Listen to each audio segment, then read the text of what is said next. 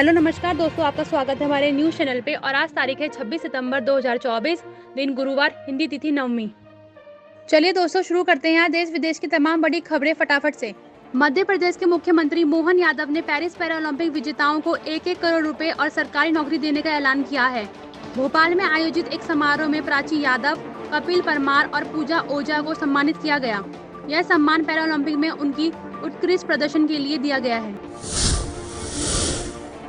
जम्मू कश्मीर में पहले चरण के चुनाव में भारी मतदान हुआ, जिससे पाकिस्तान बौखला गया है। भारतीय खुफिया एजेंसियों के सूत्रों के अनुसार पाकिस्तान की खुफिया एजेंसी ISI ने आतंकी संगठनों के कमांडरों की तत्काल बैठक बुलाई है। इसमें चुनाव पर ध्यान केंद्रित करने और बड़ी आतंकी वारदातें करने का निर्देश दिया गया है। रेल मंत्री अश्विनी वैष्णव ने कहा कि रेलवे प्रशासन अलर्ट मोड में है और रेलगाड़ियों को पलटाने की साजिश को रोकने के लिए NIA से सहयोग लिया जा रहा है। इसके अलावा कई राज्यों में पुलिस से बातचीत चल रही है ताकि किसी भी अप्रिय घटना को रोका जा सके। दुर्घटना कराने की कोशिश करने वाले के खिलाफ कठोर कार्रवाई की जाएगी। जाकिर नाइक को पाकिस्तान ने न्योता दिया है, जिससे विवाद उत्पन्न हो गया है। पाकिस्तान के पूर्व राजनायक हुसैन हक्कानी सहित कई लोगों ने इस फैसले को विरोध किया है। मलेशिया में रह रहे नाइक को कराची, लाहौर और इस्लामाबाद में कार्यक्रम करने का न्योता दिया गया है, जिससे धार्मिक कट्टरपंथ को बढ़ावा मिल सकता है। बांग्लादेश के सेना प्रमुख जनरल वकार उज जमान ने अंतरिम सरकार को समर्थन देने का ऐलान किया। उन्होंने कहा कि वे अंतरिम सरकार के साथ खड़े रहेंगे ताकि देश में अगले 1.5 साल में चुनाव हो सके। अंतरिम सरकार न्यायपालिका, पुलिस और वित्तीय संस्थानों में सुधारों का वादा किया है ताकि स्वतंत्र निष्पक्ष चुनाव हो सके। हरिनी अमरा सूर्य श्रीलंका की तीसरी महिला प्रधानमंत्री बनेंगी। राष्ट्रपति अनुरा कुमारा दिशानायका ने उन्हें यह जिम्मेदारी सौंपी है। अमरा सूर्य एक प्रतिष्ठित शिक्षाविद और सांसद हैं, जिन्हें न्याय, शिक्षा और श्रम मंत्रालय की जिम्मेदारी दी गई है। वे वामपंथी झुकाव वाले नेशनल पीपल्स पावर गठबंधन की सदस्य हैं। प्रधानमंत्री नरेंद्र मोदी आज हरियाणा के गोहाना में जन आशीर्वाद रैली को संबोधित करेंगे, जिससे 22 विधानसभा क्षेत्रों को साधा जाएगा। यह रैली सुबह 10 बजे शुरू होगी और हरियाणा विधानसभा चुनाव के लिए प्रचार का हिस्सा है। हरियाणा में 5 अक्टूबर को एक ही चरण में सभी 90 सीटों पर मतदान होगा। देश में अब कूड़े से सड़कों का निर्माण किया जाएगा। केंद्रीय सड़क परिवहन एवं राजमार्ग मंत्रालय ने सभी राज्यों को गाइडलाइन जारी की है। शहरों में बढ़ते कूड़े के पहाड़ को कम करने के लिए यह योजना बनाई गई है। सऊदी अरब ने पाकिस्तान को चेतावनी दी है कि हज यात्रा के दौरान भिखारियों को ना भेजे। सऊदी अरब का कहना है कि ये भिखारी पाकिस्तान की छवि खराब कर रहे हैं। अगर स्थिति नियंत्रित नहीं हुई तो पाकिस्तानी तीर्थ यात्रियों पर नकारात्मक असर पड़ेगा। देहरादून के ट्रांसपोर्ट नगर में एक पटाखों के गोदाम में रात 3 बजे भीषण आग लग गई। पुलिस और फायर ब्रिगेड ने मिलकर 2 घंटे की मशक्कत के बाद आग पर काबू पाया। इस घटना के संबंध में पुलिस ने 2 लोगों को हिरासत में लिया है और जांच में पता चला है कि पुलिस को पहले से इस गोदाम की कोई जानकारी नहीं थी। बॉम्बे हाईकोर्ट ने बदलापुर एनकाउंटर मामले की सुनवाई में सवाल उठाया है। अदालत ने पुलिस से पूछा कि आरोपी के सिर में गोली क्यों मारी गई और 4 पुलिसकर्मी एक आरोपी पर काबू क्यों नहीं पा सके। इसके साथ ही कोर्ट ने पिस्तौल पर उंगलियों के निशान की जांच और अन्य 2 गोलियों के स्थान का पता लगाने का निर्देश दिया है। बांग्लादेश में तख्ता पलट के बाद भारत बांग्लादेश सीमा पर तनाव बढ़ गया है। बांग्लादेश के शरारती तत्वों ने BSF के एक जवान को अगवा कर लिया और बांग्लादेश ले गए। BSF ने तुरंत कार्रवाई पर जवान को वापस भारत लाया और BGP को ऐसे हरकतों को रोकने की चेतावनी दी। दिल्ली सरकार ने बढ़ते प्रदूषण के चलते 1 जनवरी तक पटाखों पर प्रतिबंध लगा दिया है। इसके अलावा सरकार ऑड इवन नियम लागू करने की तैयारी कर रही है। पर्यावरण मंत्री गोपाल राय ने कहा कि प्रदूषण नियंत्रण के लिए केंद्र सरकार की सहायता आवश्यक है। जम्मू कश्मीर में चुनाव से पहले नेशनल कॉन्फ्रेंस और कांग्रेस गठबंधन में फूट पड़ रही है। NC नेता उमर अब्दुल्ला ने कहा कि कांग्रेस ने जम्मू के मैदानी इलाकों में पर्याप्त काम नहीं किया। उमर ने उम्मीद जताई है कि राहुल गांधी जम्मू में प्रचार कर ध्यान देंगे और चुनाव के बाद इस मुद्दे पर चर्चा करेंगे। बीजेपी सांसद कंगना रनौत ने कृषि कानूनों पर दिए अपने विवादित बयान को वापस ले लिया है। उन्होंने कहा कि उनके बयान से कई लोग निराश हुए हैं और उन्हें इसका खेद है। कंगना ने कहा कि अब वे बीजेपी की कार्यकर्ता हैं, इसलिए उनके बयान पार्टी का स्टैंड दर्शाएंगे। जम्मू कश्मीर में विधानसभा चुनाव को देखने के लिए विभिन्न देशों के राजनयिक पहुंचे। अमेरिका, मैक्सिको, गुयाना सहित 15 से अधिक देशों के प्रतिनिधिमंडल ने चुनाव प्रक्रिया का अवलोकन किया। इस दौरान उन्होंने चुनाव की पारदर्शिता और लोकतांत्रिक प्रक्रिया को समझा। दिल्ली के मुख्यमंत्री अरविंद केजरीवाल ने आरएसएस प्रमुख मोहन भागवत को पत्र लिखकर सवाल उठाए हैं। उन्होंने पूछा कि क्या आरएसएस बीजेपी को 75 साल की उम्र में रिटायरमेंट का नियम पीएम मोदी पर लागू नहीं होगा। केजरीवाल ने आरोप लगाया कि मोदी ने एक नेता पर भ्रष्टाचार का आरोप लगाया, फिर भी उनके साथ सरकार बनाई। क्या ये आरएसएस को मंजूर है? कांग्रेस अध्यक्ष मल्लिकार्जुन खड़गे ने बीजेपी पर किसान विरोधी मानसिकता का आरोप लगाया। उन्होंने कहा कि 750 किसानों की शहादत के बाद भी बीजेपी को अपने अपराध का एहसास नहीं हुआ। कांग्रेस 3 काले किसान विरोधी कानून को फिर से लागू करने के खिलाफ कड़ा विरोध करती है। अमेरिका ने बांग्लादेश की अंतरिम सरकार को पूरा समर्थन देने का ऐलान किया है। हाल ही में राष्ट्रपति जो बाइडेन ने मोहम्मद यूनुस से मुलाकात की और उन्हें गले लगाया। इसके साथ ही अमेरिका ने बांग्लादेश के साथ आर्थिक और राजनीतिक सहयोग को भी और मजबूत करने का भरोसा दिलाया है। इजराइल के प्रधानमंत्री बेंजामिन नेतन्याहू ने लेबनान पर एयर स्ट्राइक के बीच कहा कि उनकी लड़ाई लेबनान के लोगों के खिलाफ नहीं बल्कि हिजबुल्लाह के खिलाफ है। उन्होंने लेबनान के लोगों से हिजबुल्लाह के नेता नसरअल्लाह के नेतृत्व से मुक्त होने का आह्वान किया। नेतन्याहू ने कहा कि हिजबुल्लाह के हथियारों से भरे घर सुरक्षित नहीं रहेंगे। केंद्रीय गृह मंत्री अमित शाह ने जम्मू कश्मीर के मतदाताओं से अधिक मतदान करने की अपील की। उन्होंने लोगों से आतंकवाद, परिवारवाद और भ्रष्टाचार मुक्त जम्मू कश्मीर बनाने के लिए वोट करने का आह्वान किया। शाह ने युवाओं के स्वर्णिम भविष्य और वंचितों के अधिकारों के लिए काम करने वाली सरकार चुनने का आग्रह किया। विदेश मंत्री एस जयशंकर ने चीन के साथ 75% विवाद हल होने के बयान पर सफाई दी। उन्होंने कहा कि ये बात सिर्फ सैनिकों के पीछे हटने के संदर्भ में कही थी। चीन के साथ अन्य मुद्दों पर अभी भी चुनौतियां बनी हुई हैं। फूड डिलीवरी कंपनी स्विगी को आईपीओ लाने के लिए सेबी की मंजूरी मिल गई है। अमिताभ बच्चन, माधुरी दीक्षित, करण जौहर, राहुल द्रविड़, जहीर खान और रोहन बोपन्ना जैसे हस्तियों ने इस आईपीओ में निवेश करने में रुचि दिखाई है। इन हस्तियों के अलावा कई अन्य निवेशक भी स्विगी के आईपीओ में निवेश के लिए उत्सुक हैं। आईसीसी की ताजा टेस्ट रैंकिंग में जसप्रीत बुमराह दूसरे स्थान पर पहुंच गए हैं। रविचंद्र अश्विन गेंदबाजों की रैंकिंग में शीर्ष पर हैं, जबकि रविंद्र जडेजा 6ठे स्थान पर पहुंच गए हैं। बल्लेबाजों में ऋषभ पंत 6ठे पायदान पर पहुंच गए हैं। भारतीय खिलाड़ियों को रैंकिंग में फायदा हुआ है। गूगल ने फिर एक बार यूट्यूब के अपने प्रीमियम प्लान के दाम बढ़ा दिए हैं। सिंगल प्लान की कीमत लगभग 42% बढ़ गई है। हालांकि भारत और अमेरिका में रहने वाले यूजर्स पर इसका असर नहीं पड़ेगा। यह बढ़ोतरी सिर्फ यूरोप, दक्षिण अमेरिका और एशिया और मध्य पूर्व के कुछ देशों बेल्जियम, कोलंबिया, मलेशिया, नीदरलैंड्स और नॉर्वे में हुई है। पीएम मोदी शतरंज ओलंपियाड 2024 में इतिहास रचने वाले भारतीय धुरंधरों से मुलाकात की। भारत की पुरुष और महिला टीमों के खिलाड़ियों से पीएम अपने नई दिल्ली स्थित आवास पर मिले। इस दौरान उन्होंने भारतीय युवाओं के साथ शतरंज की बाजी भी खेली। बता दें, शतरंज ओलंपियाड के 97वें साल के इतिहास में पहली बार बेटों और बेटियों ने स्वर्ण जीता है। ब्रिटेन ने लेबनान में रह रहे अपने नागरिकों को फौरन देश छोड़ने का आदेश दिया है। इजराइल और हिजबुल्लाह के बीच हमले तेज होने के कारण ये आदेश दिया गया है।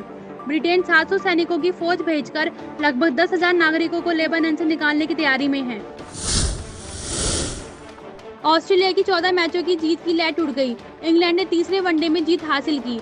ऑस्ट्रेलिया ने पहले बल्लेबाजी करते हुए 304 रन बनाए, लेकिन इंग्लैंड ने तबातोड़ बैटिंग कर डकवर्थ लूजर्स नियम के तहत जीत दर्ज की। कैप्टन हैरी ब्रूक ने शानदार 110 रनों की पारी खेलकर इंग्लैंड की जीत में महत्वपूर्ण भूमिका निभाई। इलाहाबाद उच्च न्यायालय ने एक गुजारा भत्ता मामले की सुनवाई के दौरान टिप्पणी की कि लगता है कलयुग आ गया है। ये कानूनी लड़ाई चिंता का विषय है। मामला 75 वर्षीय महिला की याचिका से जुड़ा है, जिसमें फैमिली कोर्ट ने पति को गुजारा भत्ता देने का आदेश दिया था। अब उच्च न्यायालय ने पत्नी को नोटिस जारी कर दोनों पक्षों को आपसी समझौते की सलाह दी है।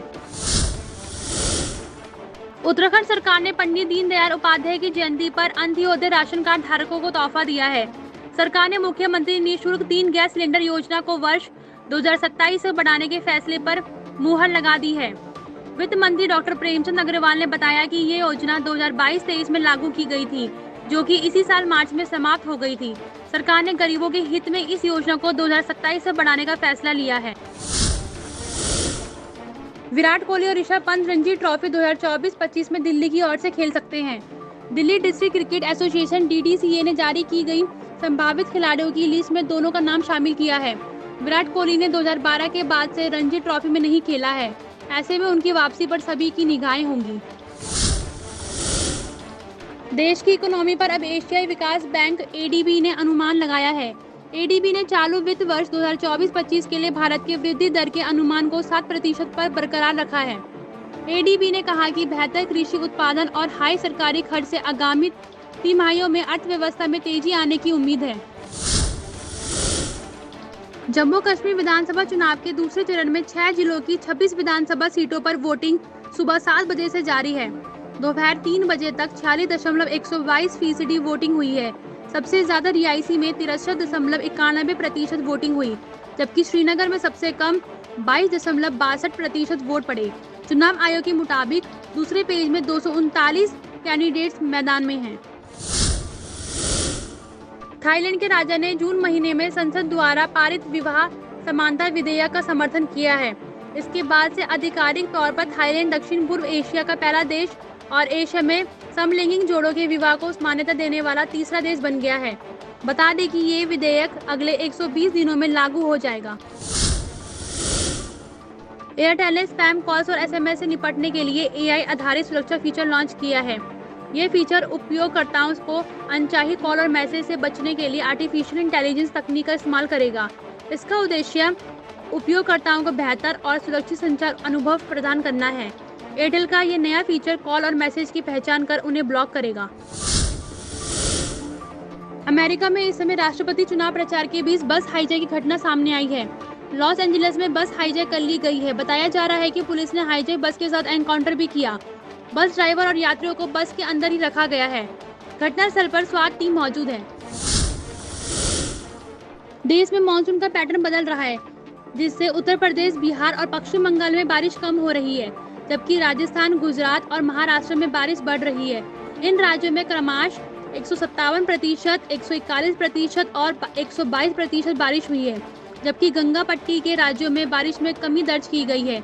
विशेषज्ञों का मानना है कि यह बदलाव जलवायु परिवर्तन के कारण हो रहा है। अमेरिका के उपराष्ट्रपति और प्रेसिडेंट इलेक्शन में डेमोक्रेटिक कैंडिडेट कमला हैरिस के एरिजोना इलेक्शन ऑफिस पर फायरिंग हुई है। पुलिस के मुताबिक रात में अज्ञात हमलावरों ने ऑफिस पर फायरिंग की। गनीमत रही कि हमले के वक्त ऑफिस में कोई नहीं था, जिससे चलते कोई जनहानि नहीं हुई। इससे पहले रिपब्लिकन कैंडिडेट डोनाल्ड ट्रंप पर भी फायरिंग हो चुकी है, जिसमें वे घायल भी हुए थे। चेन्नई एयरपोर्ट पर एमिरेट्स की दुबई जाने वाली फ्लाइट के इंजन से अचानक धुआं निकलने लगा। बड़ा हादसा होते होते टल गया। इस समय फ्लाइट में यात्री नहीं थे, लेकिन 300 से अधिक यात्री सवार होने वाले थे। दमकल कर्मियों ने हालात पर काबू पाया और फ्लाइट 2 घंटे देरी से रवाना हुई। कर्नाटक हाईकोर्ट के जस्टिस श्री शानन ने सुप्रीम कोर्ट से बिना शर्त माफी मांग ली है। उन्होंने बेंगलुरु के एक इलाके को पाकिस्तान बताने और एक महिला वकील से आपत्तिजनक शब्द कहने के लिए माफी मांगी। सोशल मीडिया पर वायरल होने के बाद सुप्रीम कोर्ट ने संज्ञान लेते हुए कर्नाटक हाईकोर्ट से रिपोर्ट तलब की थी। जस्टिस नरेंद्र जी उत्तराखंड हाईकोर्ट के नए मुख्य न्यायाधीश होंगे। वे वर्तमान मुख्य न्यायाधीश रितु बहारी की जगह लेंगे, जो 10 अक्टूबर को रिटायर हो रही हैं। सुप्रीम कोर्ट की कॉलेजियम ने उनकी नियुक्ति की सिफारिश की है। कर्नाटक के मुख्यमंत्री सिद्धारमैया पर मुडा जमीन घोटाले में केस दर्ज होगा। राज्यपाल थावरचंद गहलोत और कर्नाटक हाई कोर्ट ने सिद्धारमैया के खिलाफ जांच और अभियोग की अनुमति दी। सिद्धारमैया पर आरोप है कि उन्होंने अपनी पत्नी को मुडा से गलत तरीके से करोड़ों की जमीन अलॉट कराई थी। केंद्रीय औषधि मानक नियंत्रण संगठन CDSCO ने पैरासिटामोल समेत 50 से अधिक दवाओं को मानक गुणवत्ता के अनुरूप नहीं माना है। ये दवाएं भारत की औषधि नियामक द्वारा किए गए गुणवत्ता परीक्षण में असफल रही हैं।